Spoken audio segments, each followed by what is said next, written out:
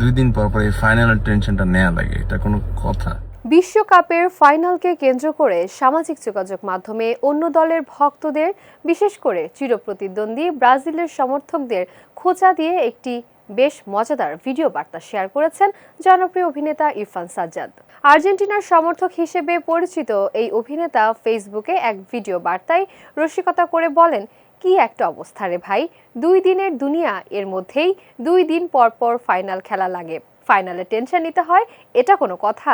2014 বিশ্বকাপ, 2021 থেকে Copa America বিশ্বকাপ, আবার কোপা আমেরিকা, এখন আবার বিশ্বকাপ, এভাবে কদিন পর পর যদি ফাইনালে টেনশন নেওয়া লাগে, একটা মানুষ কি সুস্থ থাকতে পারে? জীবনে এমনিতে সমস্যার শেষ নেই, তার মধ্যে এসব।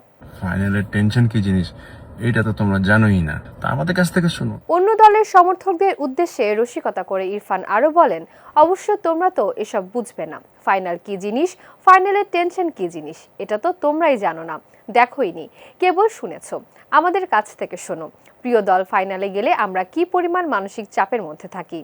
তবে এবারের ফাইনাল ম্যাচটি নিয়ে নিজের নির্ভর থাকার কথা জানিয়ে ইরফান সাজ্জাদ বলেন, ক্রমাগত ফাইনালে ওঠার কারণে এই টেনশন নিতে নিতে তিনি এখন অভ্যস্ত, আর তাই বর্তমানে তারা বেশ চিল মুডেই আছেন।